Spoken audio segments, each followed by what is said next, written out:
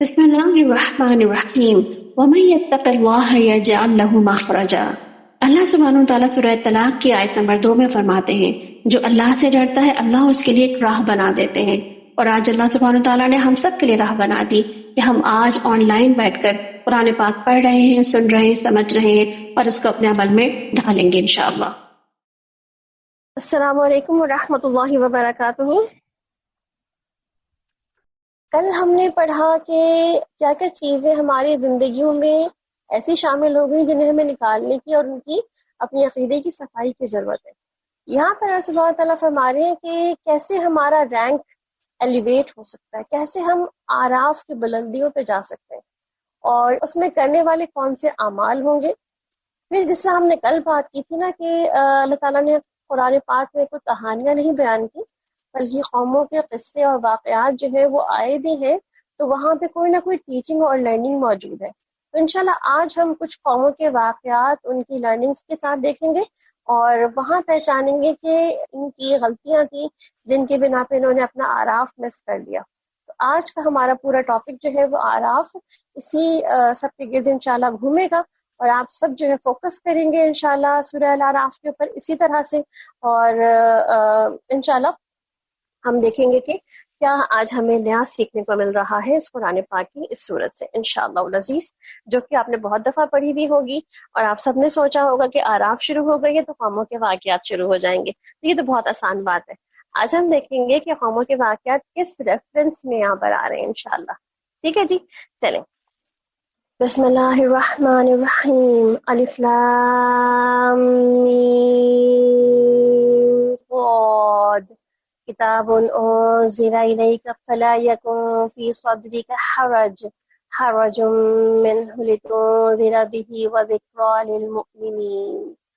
الف لام میم صاد، یہ ایک کتاب ہے جو تمہاری طرف نازل کی گئی ہے، بس اے محمد صلی اللہ علیہ وسلم تمہارے دل میں اس میں سے کوئی جھجک نہ ہو۔ اس کے اتارنے کی غرض یہ ہے کہ تم اس کے ذریعے سے لوگوں کو ڈراؤ اور ایمان لانے والے لوگوں کو وہ یاد دہانی ہو۔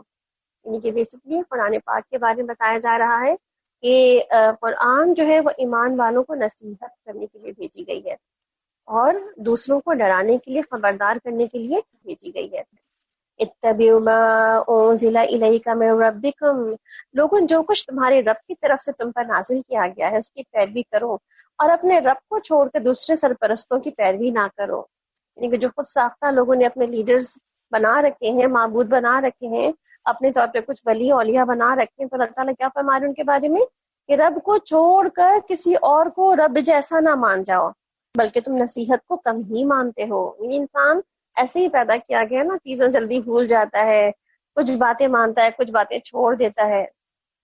کتنی ہی بستیاں ہیں جنہیں ہم نے ہلاک کر دیا، ان پر ہمارا عذاب اچانک رات کے وقت ٹوٹ پڑا یا دن میں ایسے وقت آیا کہ جب وہ آرام کر رہے تھے۔ یعنی کہ غفلت کے وقت میں عذاب آنے کی ایک ڈر لگا رہتا ہے کہ ہم غافل ہیں، کہیں ایسا نہ ہو کہ ہمارا وقت ہی آ جائے۔ تو اب دیکھیں نا، ایک عذاب تو وہ ہے نا جو وہ ایک بڑی سطح پر آ رہا ہوتا ہے، اور ایک وہ ہماری قیامت ہے جو ہم میں سے کسی کی بھی کسی وقت بھی آ سکے، اس کے بارے میں ہمیں کچھ علم نہیں ہے۔ اور جب ہمارا عذاب ان پر آ گیا تو ان کی زبانوں نے کیا کہا کہ واقعی ہم تو ظالم تھے۔ اب دیکھیں، وقت تو کسی کے انتظار میں نہیں ہے، ہمارے پاس آج مہلت ہے، آج زندگی ہے، آج وقت ہے کام کرنے کا، آج ہمیں حوصلہ ہے، ہمیں آج ہی اپنی زندگی میں اپنے کاموں کو شامل کر لینا ہے، کل کا انتظار نہیں کرنا۔ فَلَنَسْأَلَنَّ الَّذِينَ أُرْسِلَ إِلَيْهِمْ، بس یہ ضرور ہو کر رہنا ہے کہ ہم ان لوگوں سے باز پرس کریں گے جن کی طرف ہم نے پیغمبر بھیجے، اور پیغمبروں سے بھی پوچھیں گے۔ وَلَنَسْأَلَنَّ الْمُرْسَلِينَ، یعنی کہ پیغمبروں سے بھی پوچھا جائے گا کہ انہوں نے کہاں تک اپنی ذمہ داری نبھائی تھی، پیغام پہنچایا تھا کہ نہیں پہنچایا تھا۔ وہ کیا جواب دیں گے کہ اللہ تعالیٰ ہم نے تو پیغام پہنچا دیا تھا، ماننا نہ ماننا لوگوں کا اپنا ذمہ تھا۔ پھر ہم خود پورے علم کے ساتھ ساری داستان ان کے آگے پیش کر دیں گے، آخر ہم کہیں غائب تو نہیں تھے۔ اور اس روز وزن عین حق ہوگا، والوزن یومئذ الحق فمن ثقلت موازینہ فاولئک هم المفلحون، اور جن کے پلڑے بھاری ہوں گے وہی فلاح پائیں گے، اور جن کے پلڑے ہلکے ہوں گے وہ اپنے آپ کو خسارے میں مبتلا کرنے والے ہوں گے۔ یعنی کہ اللہ تعالیٰ کیا کہہ رہے ہیں کہ اللہ تعالیٰ اپنے علم کے بنا پر اس سب کو ریکارڈ کروا ہی رہے ہیں، مگر اس کے ساتھ ساتھ جو ہے ہر چیز جو ہے باقاعدہ اس کا ویٹ بھی کر لیا جائے گا، اس کا وزن بھی نکال لیا جائے گا۔ نبی کریم صلی اللہ علیہ وسلم نے فرمایا قیامت کے دن ترازو رکھے جائیں گے، اور اگر اس میں آسمان اور زمین کا بھی وزن ہوگا، یعنی کہ اس میں ایسا ترازو ہوگا جس میں آسمان اور زمین کا بھی وزن کر لیا جائے گا، اور میزان کو اور وسیع کر دیا جائے گا۔ فرشتے پوچھیں گے کہ یہ ترازو کس کے لیے ہے، تو اللہ سبحانہ تعالیٰ فرمائیں گے یہ میری مخلوق میں سے جس کے لیے میں چاہوں گا اس میں اس کے اعمال تول دوں گا، اور کبھی مخلوق کو بھی اس میں تول دوں گا۔ تو آج ہم دیکھیں گے انشاءاللہ آگے کی صورتوں میں، آیات میں، کہ کس طرح اللہ سبحانہ تعالیٰ فرماتے ہیں کہ انسانوں کا بھی وزن ہوگا۔ جیسے آپ وسلم فرماتے ہیں نا کہ کچھ لوگ ایسے بھی ہوں گے جن کا وزن مچھر کے پر کے برابر بھی نہ ہوگا، تو اس کا مطلب ہے کہ اعمال بھی تولے جائیں گے اور اعمال نامے کے ساتھ انسان بھی تولے جائیں گے۔ اللہ تعالیٰ ہمارے اعمال نامے کو وزنی کرے، اس میں نیک اعمال بھر دے انشاءاللہ، اور ہمارے سیدھے ہاتھ میں اللہ تعالیٰ ہمارا اعمال نامہ انشاءاللہ ہمیں دے اور ہمیں کامیاب کرے اس دن جس دن اعمال نامہ بانٹا جائے گا۔ آمین۔ کیونکہ وہ ہماری آیات کے ساتھ ظالمانہ برتاؤ کرتے رہے، ہم نے تمہیں زمین میں بسایا اور تمہارے لیے یہ سامان عبرت فراہم کیا، مگر تم لوگ کم ہی شکر کرتے ہو۔ یعنی کہ اللہ تعالیٰ نے اتنا سامان زندگی ہمیں دے دیا ہے زندہ رہنے کے لیے، جینے کے لیے، اور اس کے باوجود بھی ہم شکر ادا نہیں کرتے، ان نعمتوں کی فراوانی سے کچھ سیکھتے ہی نہیں ہے۔ ہم نے تمہاری تخلیق کی ابتدا کی اور پھر تمہاری صورت بنائی، پھر فرشتوں سے کہا کہ آدم کو سجدہ کرو۔ اب یہاں سے جو ہے وہ ہم نے پیچھے سورہ البقرہ میں تخلیق آدم کا قصہ سنا تھا، تخلیق آدم کا یہ قصہ دوبارہ سورہ اعراف میں نظر آ رہا ہے اور کچھ اور ڈیٹیلز کے ساتھ یہاں پر آ رہا ہے۔ تو ہم دیکھتے ہیں کہ آج ہمیں اور مزید اس واقعے میں کیا چیزیں ڈیٹیل کے ساتھ اللہ سبحانہ تعالیٰ ہمیں بتانا چاہ رہے ہیں۔ حضرت انس رضی اللہ عنہ کہتے ہیں کہ رسول اکرم صلی اللہ علیہ وسلم نے فرمایا کہ جب اللہ تعالیٰ نے آدم علیہ السلام کی تصویر یعنی کہ ایک ڈھانچہ سا تیار کر لیا تو اسے یوں ہی پڑا چھوڑ دیا۔ ابلیس اس کے ارد گرد گھومنے لگا، اسے دیکھ رہا تھا۔ جب اس نے دیکھا کہ اس کا پیٹ اندر سے خالی ہے اور پیٹ والی جگہ کے اندر خول ہے، تو اس نے کہا اس کے مقابلے میں کامیاب ہو جاؤں گا، کیونکہ یہ ایسی مخلوق ہے جو خود پہ قابو نہ رکھ سکے گی۔ یعنی کہ وہ اس دن یہ سمجھ گیا کہ اس کو قابو کرنا آسان ہوگا۔ لیکن آج ہمارا مقابلہ تو اسی کے ساتھ ہے نا، اسی نے ہمیں سجدہ کرنے سے انکار کیا تھا آدم علیہ السلام کو، اب وہی پھر ہمارے اسی دن سے جو ہے وہ مقابلے میں تیار ہو گیا۔ تو آج ہمارا سارا مقابلہ اسی کے ساتھ ہے، ہماری ساری دشمنی اسی کے ساتھ ہے، تو ہم پھر بھی اس کو جیتنے دیتے ہیں اور خود ہار جاتے ہیں۔ تو کیا ہوا کہ اللہ کے حکم پر سب نے سجدہ کیا مگر ابلیس سجدہ کرنے والوں میں شامل نہ ہوا۔ اللہ نے پوچھا تجھے کس چیز نے سجدہ کرنے سے روکا ہے جبکہ میں نے تجھے حکم دیا تھا؟ بولا کہ میں اس سے بہتر ہوں، تو نے مجھے آگ سے پیدا کیا ہے اور اس کو مٹی سے پیدا کیا۔ یعنی کہ اس نے لاجک دی وہاں پہ، اور کیا لاجک دی کہ اللہ تعالیٰ وہ مٹی سے بنی ہوئی مخلوق ہے، میں آگ زیادہ طاقت رکھتا ہوں، تو میں نہیں سجدہ کروں گا اس پہ کیونکہ وہ مجھ سے تھوڑا سا کم تر ہی ہے۔ فرمایا کہ اچھا تو یہاں سے نیچے اتر، تجھے حق نہیں کہ یہاں تو بڑائی کا تکبر کرے، نکل جا، تو ان لوگوں میں سے ہے جو خود اپنی ہی ذلت چاہتے ہیں۔ یعنی کہ نافرمان لوگ کیوں نہیں مانتے اللہ کی بات؟ کیونکہ وہ خود ہی ذلیل ہونا چاہتے ہیں، اللہ نہیں ذلیل کر رہا ان کو، بلکہ وہ خود ہی قیامت کے روز اپنی ذلت کا باعث لے ہیں۔ بولا کہ مجھے اس دن تک مہلت دے جب تک یہ سب دوبارہ اٹھائے جائیں گے۔ فرمایا کہ تجھے مہلت ہے، یعنی کہ کتنی زندگی مانگی اس نے کہا مجھے قیامت تک کی زندگی دے دیں، تو اللہ تعالیٰ نے اس کو آزادی کے ساتھ قیامت تک کی زندگی دے دی۔ حضرت جابر رضی اللہ عنہ کی روایت ہے کہ نبی کریم صلی اللہ علیہ وسلم نے فرمایا کہ شیطان تم میں سے ہر ایک کے پاس اس کے ہر کام میں موجود رہتا ہے، یہاں تک کہ وہ کھانا کھانے کے وقت بھی، یعنی کسی وقت بھی آپ کا پیچھا نہیں چھوڑ جاتا۔ آپ سو جاتے ہیں مگر وہ آپ کے پاس پھر بھی موجود رہتا ہے۔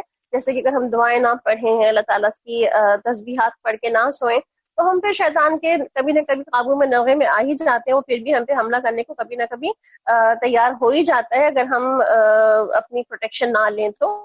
کیا پتہ چلتا ہے ہمیں کہ وہ کسی وقت بھی ہمارا پیچھا نہیں چھوڑتا۔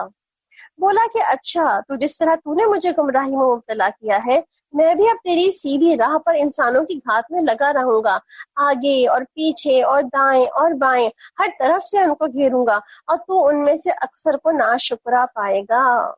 یعنی کہ وہ کیا کہہ رہا ہے کہ وہ ہمیں ناشکرا بنا دے گا، ہمیں شکر کرنا ہی بھلوا دے گا۔ اور آپ دیکھیں نا، شکر صرف 3 حرفی لفظ ہے نا، شین، کاف اور را، جسٹ 3 لیٹرز اس کے اندر ہیں. آج ہی آپ پڑھ رہے تھے کہ حروف جو ہے وہ شجریہ کون سے ہوتے ہیں، اس میں شین جو ہے وہ حروف شجریہ میں سے ہے. تو شکر بھی اسی کے اندر شامل. آپ دیکھیں ہم کیسے شکر گزار ہیں. کیا ہم نے اپنے رزق پہ شکر کیا ہے، اپنے مال پر، اپنے بچوں پر، اپنے گھر پر، جو بھی نعمتیں ہمیں اس وقت ملی ہوئی کیا اس پر ہم شکر کرتے ہیں؟ اور دوسری سب سے بڑی نعمت آپ دیکھیں، کیا ہم آج قرآن سن رہے ہیں، قرآن پڑھ رہے ہیں، تو کیا ہم اس نعمت پر شکر ادا کر رہے ہیں؟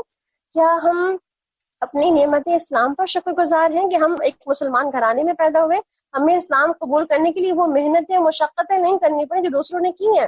ہمیں تو ابتدا سے ہی، بچپن سے ہی پیدا ہوتے کے ساتھ ہی اسلام ملا. تو کس کس نعمت کا ہم شکر ادا کرتے ہیں؟ اور آپ دیکھیں شکر 3 طرح سے ہوتا ہے نا.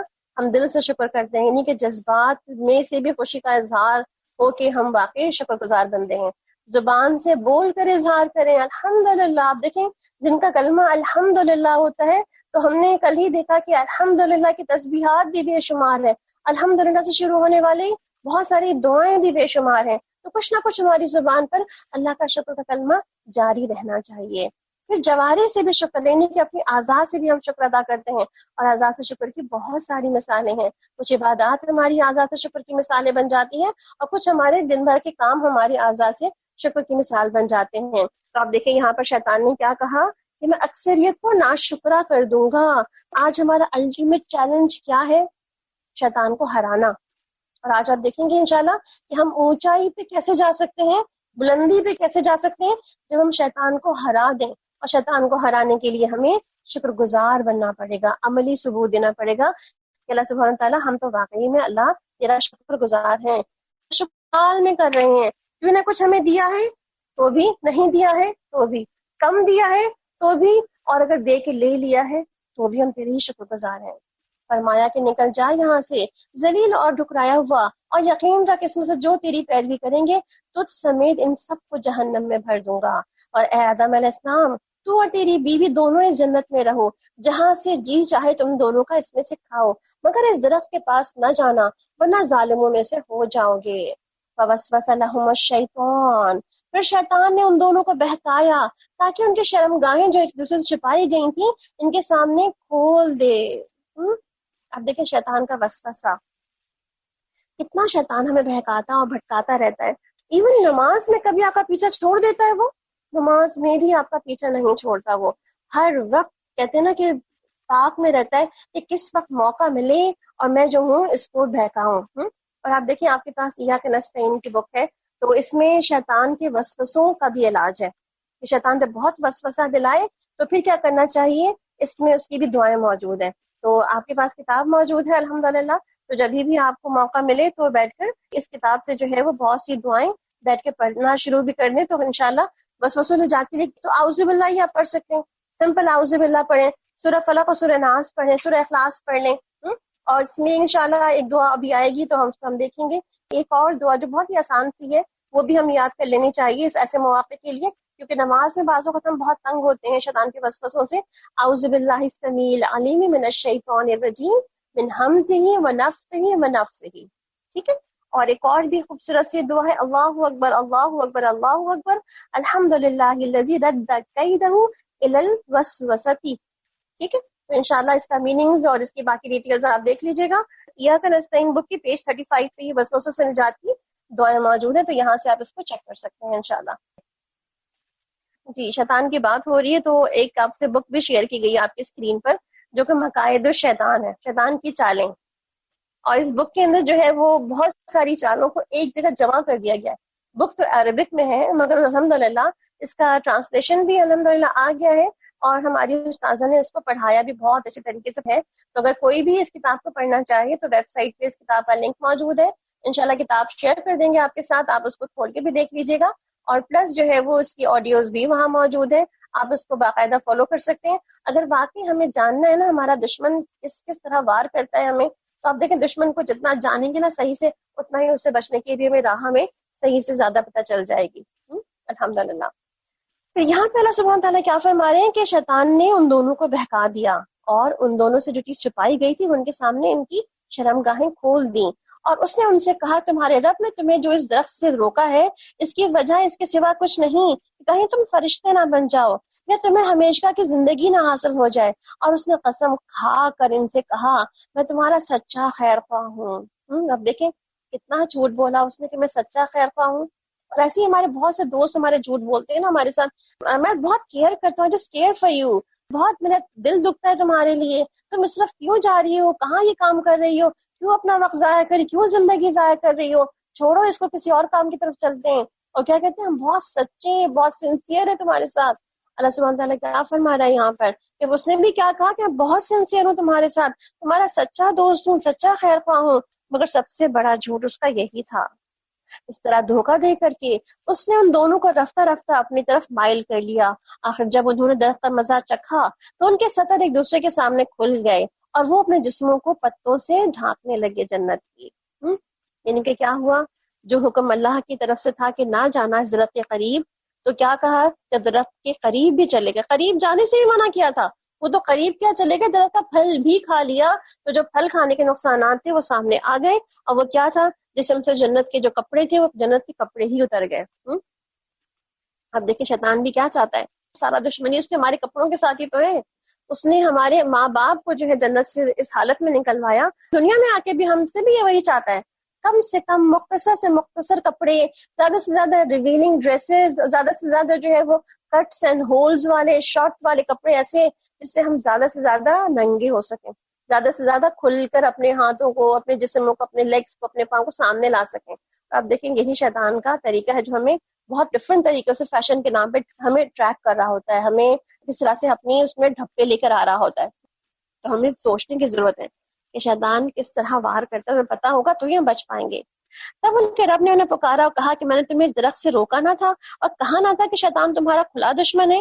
وہ دونوں بول اٹھے, ربنا ظلمنا انفسنا وان لم تغفر لنا وترحمنا لنکونن من الخاسرین. دونوں بول اٹھے, اے ہمارے رب, ہم نے اپنے اوپر ظلم کیا, اب اگر تو نے ہم سے درگزر نہ فرمایا اور رحم نہ کیا تو یقیناً ہم تباہ و برباد ہو جائیں گے. یعنی کہ ہم تباہ ہو جائیں گے اگر تو نے معاف نہ کر دیا. اس کا مطلب غلطی تو ہو جاتی ہے, ظلم تو ہم کر ہی لیتے ہیں کہیں نہ کہیں اپنی ذات کے ساتھ, اپنے آپ کے ساتھ. مگر اللہ سبحانہ تعالیٰ کیا کہتے ہیں کہ کسی کے بعد بھی توبہ اور استغفار جو ہے وہ تمام چیزوں کو دھو دیتی ہے, صاف کر دیتی ہے. اور انسانی رویہ بھی یہی ہے نا, کہ انسان جو ہے اپنی غلطی مان لیتا ہے اور اللہ تعالیٰ کے سامنے جھک جاتا ہے, تو بس اس کی غلطی بھی پھر معاف کر دی جاتی ہے. فرمایا کہ اتر جاؤ, تم ایک دوسرے کے دشمن ہو, تمہارے لیے خاص مدت تک زمین میں ہی جائے قرار ہے اور سامان زندگی ہے. فرمایا کہ وہیں تم کو جینا اور وہیں مرنا ہے, اور اسی میں تم کو بالآخر نکال لیا جائے گا. کب نکال لیا جائے گا؟ یوم حشر والے دن نکال لیا جائے گا. پھر کیا کہا گیا, اے اولاد آدم, یعنی کہ یا بنی آدم, قد انزلنا علیکم لباسا یواری سوآتکم وریشا, کہ اے اولاد آدم ہم نے تم پر لباس نازل کیا ہے تمہارے جسم کے قابل شرم حصوں کو ڈھانکے اور تمہارے لیے جسم کی حفاظت اور زینت کا ذریعہ بھی ہو. اور بہترین لباس تو تقوی کا لباس ہے, ولباس التقوی ذالک خیر. تو یہاں پر لباس کے بارے میں بات ہو رہی کہ لباس کون سا پہنو, کب پہنو, کس کے سامنے پہنو, دکھا کے پہنو یا چھپا کے پہنو. تمہیں خود ہی فرق پتا ہونا چاہیے اپنے لباس کو, کہ ہمارا لباس کتنا جو ہے وہ چھپنے والا ہے اور کتنا جو ہے وہ ہمیں دکھانے والا ہے. اور لباس کے اندر دو چیزیں نہیں ہونی چاہیے, بہت ٹرانسپیرنٹ لباس نہ ہو آپ کا, یہ بہت سی تھرو ہو, اور نہ ہی لباس بہت ٹائٹ ہو جو آپ کے فگرز کو جو ہے وہ پرومیننٹ کر کے دکھا رہا ہو. ٹھیک ہے, تو دو چیزیں تو اس میں لازمی طور پر ہمیں موجود ہے. اور تیسری بات جو یہاں کی گئی وہ لباس تقویٰ ہونا چاہیے. اس کا مطلب کیا ہے, تقویٰ کا لباس وہ ہوتا ہے جس میں اللہ تعالیٰ کے ڈر کے, خوف کے, محبت کے سارے تقاضے پورے ہوتے ہیں. یعنی کہ وہ لباس وہ کہیں سے کٹا چھٹا پھٹا نہ ہو, جس سے جسم دکھ رہا ہو, کہیں سے اونچا, کہیں سے چھوٹا, کہیں سے ایسے کٹس اور ہولز نہ ہو جہاں سے جسم دکھ رہا ہو, اور کہیں سے اتنا ٹائٹ اور اتنا جو ہے ٹرانسپیرنٹ نہ ہو جسم سے دکھ رہا ہو. اور خصوصاً لباس کوئی سا بھی ہو, اگر ایسا کچھ بھی نہ ہو لباس میں, بہت اچھا لباس ہے, ہر طرح کا ساتر لباس ہے, اور اس کو پہننے کے بعد انسان کا دماغ ساتویں آسمان پر پہنچ گیا کہ میں نے فلاں برانڈ اور میں نے فلاں مہنگا اور فلاں طریقے کے لباس پہن لیا ہے, تو یہ بھی لباس تقویٰ نہ ہوگا. تقویٰ کا لباس کیا ہے کہ دل میں اللہ کا خوف, اللہ کا ڈر ساتھ رہے. ٹھیک ہے, درجے کا لفظ پڑھے تھے نا ہم نے کہ 100 درجے ہیں جنت کے, تو ان درجوں پہ چڑھنے کے لیے پہلا جو سٹیپ ہے نا ہمارا, وہ ہماری ذات سے شروع ہوتا ہے, ہمارے لباس سے شروع ہو رہا ہے. اس کا مطلب ہے کہ اپنے ڈریسنگ کا ہمیں بہت دھیان رکھنا ہے کہ ہم جو پہن رہے ہیں وہ کیا لباس ہے. اور آپ دیکھیں نا جب آپ بازاروں میں جاتے ہیں تو آپ اپنی پسند کے مطابق کپڑا پا لیتے ہیں، چاہے وہ جتنا بھی کوئی مہنگا سے مہنگا اچھے سے اچھا برانڈ ہو، وہ کسی طرح کا بھی کپڑا بیچ رہا، آپ دیکھ سکتے ہیں اور اس کو کہہ سکتے ہیں کہ بھائی یہ بہت باریک ہے، ہم اس کو نہیں پہنیں گے۔ وہ آپ دیکھیں کچھ عرصے کے بعد وہ باریک کی جگہ موٹا جو ہے وہ اس کی لیے لے آئے گا، کیونکہ پتہ ہے اس کو کسٹمر از آلویز رائٹ، تو وہ کسٹمر کو ڈیل کرنے کے لیے وہ چیزیں اس کے لیے بہتر کر لے گا۔ ہم بس کہنے والے تو بنے کہ ہاں یہ صحیح نہیں ہے، یہ اچھا نہیں ہے، یہ بہت اونچا ہے، یہ بہت چھوٹا ہے۔ جیسے آج ہم دیکھ رہے ہیں کہ بہت سارے لوگ ٹراؤزرز کیسے پہنتے ہیں، بہت ٹائٹ پہنتے ہیں، پورے لیگس کی شیپ پتہ چلتی ہے، اور یا تو یہ کہ ٹراؤزرز اتنے اونچے پہنتے ہیں کہ ہماری پنڈیاں تک دکھ رہی ہوتی ہیں۔ ہمیں دیکھنے کی ضرورت ہے کہ ہم یہ کس کو خوش کر رہے ہیں، اللہ کو خوش کر رہے ہیں یا اللہ کے دشمن اور ہمارے دشمن کو خوش کر رہے ہیں۔ یہ اللہ کی نشانیوں میں سے ایک نشانی ہے، شاید کہ لوگ اسے سبق لیں۔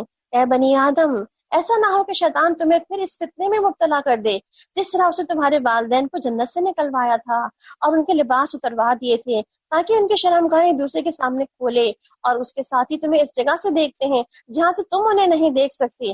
ان شیاطین کو ہم نے ان لوگوں کا سرپرست بنا دیا جو ایمان نہیں لاتے۔ یعنی کہ ہمارے والدین کو نکلوا دیا تو ہمیں بھی جانے نہیں دے گا وہ۔ اور پیچھے اللہ نے کیا فرما دیا، جو بات اللہ کی نہیں مانے گا تو جہنم میں شیطان کے ساتھ سب کو بھر دیں گے اللہ سبحانہ تعالیٰ۔ اللہم اجرنا من النار۔ اور ہم سب کو کوشش کرنی ہے کہ ایسے کوئی بھی کام اللہ کو ناراض کرنے والے نہیں کرنے۔ جب یہ لوگ کوئی شرمناک کام کرتے ہیں تو کہتے ہیں کہ ہم نے اپنے باپ دادا کو اسی طریقے پر پایا ہے، اللہ ہی نے ہمیں ایسا کرنے کا حکم دیا ہے۔ ان سے کہو کہ اللہ بے حیائی کا حکم نہیں دیا کرتا، کیا تم اللہ کا نام لے کر کے وہ باتیں کرتے ہو جن کے متعلق تمہیں علم نہیں ہے؟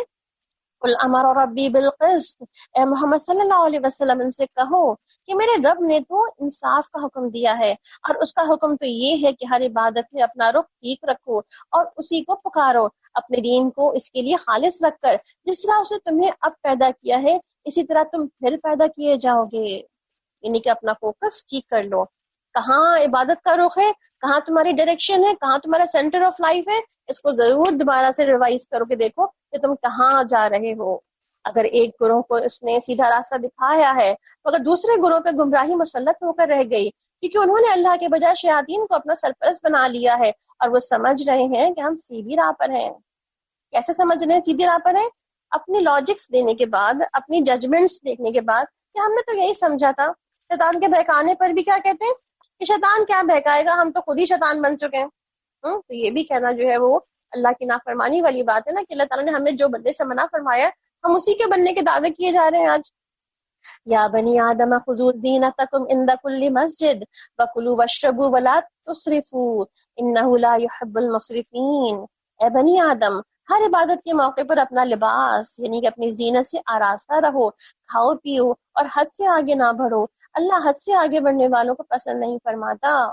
اب دیکھیں ایک ہی آیت کے اندر اللہ تعالیٰ نے تینوں چیزیں بتا دی، لباس بتا دیا کہ ایسا نہ ہونا چاہیے، زینت اختیار ہو، اچھی ہو زینت، وہ پیچھے والی بات لباس تقویٰ والی زینت ہونی چاہیے، اور دوسری بات کہ ہمارا کھانا اور پینا دونوں چیزیں جو ہے وہ اللہ کے حکم کے مطابق ہو، اور تیسری چیز کا اسراف نہ ہو اس کے اندر۔ تو لباس میں بھی اللہ تعالیٰ نے اسراف پسند نہیں کیا کہ ہمارا لباس جو ہے وہ ہمارے جو ہے وہ ظاہری عیب چھپائے، ہمارے باطنی عیب چھپائے، اور ہمارے اندر کی جو حالات کو بھی ٹھیک رکھے۔ اسی طرح ہمارے کھانا اور جو پینا ہے، یعنی کہ لباس ہمارا ظاہری سب چیزیں حلیہ حال ہمیں ٹھیک کر کے بتاتا ہے، اور جو کھانا اور پینا ہے ہمارے اندر کے حال حلیے کو ٹھیک کر دیتے ہیں۔ تو یہاں پر جو ہے وہ تینوں چیزیں اللہ سبحانہ تعالیٰ نے یہاں پہ بتا دی کہ کھاؤ اور پیو اور اسراف نہ کرو۔ حدیث میں آتا ہے کہ پوری طب جو ہے وہ اس آیت کے اندر ہے، یعنی پوری طب جو ہے وہ اللہ تعالیٰ نے جو ہے پوری ڈاکٹر جو پورا حکمت اور پوری جو ہے وہ ہر طرح کی جو طب کے اوپر کتابیں لکھی گئی ہیں، تو کہتے ہیں پوری طب جو ہے وہ اس آیت میں ایکسپلین کر دی گئی ہے۔ آپ صاحب نے فرمایا کہ پیٹ بہت ہی بڑا برتن ہے اور برا برتن بھی ہے، یعنی کہ سب سے بڑا برتن بھی یہی ہے اور سب سے برا برتن بھی یہی جس کو بھرا بہت جاتا ہے، ہر وقت کچھ نہ کچھ منچنگ چلتی رہتی ہے، کچھ نہ کچھ، کبھی کھاؤ کبھی یہ کھاؤ کبھی پیو کبھی کیا کرو۔ دیکھیں آپ رمضان میں کتنا سکون ہو جاتا ہے، ہمارا پیٹ تو ہمیں دعائیں دیتا ہوگا رمضان والے دن جب ہم روزہ رکھ لیتے ہیں تو، کہ بھئی کتنی خاموشی اور کتنا سکون ہے، مجھے بھی کچھ ریسٹ مل گیا آخر زندگی میں۔ کبھی سوچے نا ہم خود کتنا ریسٹ چاہ رہے ہوتے ہیں نا، ابھی کتنے لوگ جو ہے اس لاک ڈاؤن کو جو ہے اپنی زندگی کے لیے بہت بڑی نعمت سمجھ کے ریسٹ کر رہے ہیں، کیونکہ بہت ٹف لائف ہے۔ تو اب دیکھیں رمضان ہمارا جو ہے وہ ہمارا باڈی جو ہے رمضان کے اندر ہمارا پیٹ جو ہے وہ سکون اور عافیت جو ہے وہ اختیار کرتا ہے کہ پورا دن کا ایک بڑا 12-13 گھنٹے جو ہے اس میں سکون اور عافیت رہتی ہے، تو وہ کتنا خوش ہوتا ہوگا، کتنا شکر ادا کرتا ہوگا اللہ کا، کتنا جو ہے وہ ہمارے لیے جو ہے دعائیں کرتا ہوگا اللہ تعالیٰ اس پہ رحمت کرے کہ کتنی جو ہے اس نے مجھے سکون سے رکھا ہوا ہے۔ الحمدللہ۔ عائشہ رضی اللہ عنہ فرماتی ہیں کہ ہمارے گھروں میں یعنی کہ آپ صلی اللہ علیہ وسلم کے گھرانے میں کیا ہوتا تھا کہ 2 وقت کھانا بھی مشکل سے ملتا تھا، اور زیادہ تر وقت تو صرف کھجور ہی ہوا کرتی تھی، یعنی ایسا کچھ بھی اہتمام نہ تھا۔ تو اب دیکھیں اس کے علاوہ ایک اور ہمیں بات پتہ چلتی ہے کہ جو دنیا میں بہت کھانے پینے کے پیچھے لگا رہتا ہے نا، اس کے بارے میں آتا ہے کہ آخرت میں وہ بھوکا ہی رہ جائے گا۔ اس کا مطلب ہے کہ دنیا میں کھا کھا کے ہم صرف کھانے پہ توجہ، اور آپ دیکھیں آج ہماری پوری قومی توجہ جو ہے نا صرف کھانے پر ہے۔ ابھی پچھلے دنوں جو آپ نے دیکھا ہوگا کہ کس طرح سے ہمیں راشن کے نام سے کس طرح سے پورا دنیا میں تو بہت بڑے مسائل کچھ اور تھے ہی، ہمارے ہاں سب سے بڑا مسئلہ راشن تھا، سب سے بڑا مسئلہ ہمارے یہاں کھانا تھا کہ کوئی بھوکا نہ مر جائے۔ بیماریوں سے تو لوگ نہیں مرے، بھوک سے لوگ مر جائیں گے جیسے۔ تو آپ دیکھیں کتنی بڑی ہماری اس کیوس کی وجہ سے کیا ہوا کہ کتنی بیماری اور مزید پھیل گئی، مزید ایکسپریڈ ہو گئی، صرف اس وجہ سے کہ لوگوں نے راشن کے نام پہ جو ایک جگہ اکٹھا ہونا اور ایک جگہ چیرنا جپٹی کرنا شروع کی، تو پھر وہ بیماری تو سب ایک دوسرے سے لگنی شروع ہو گئی۔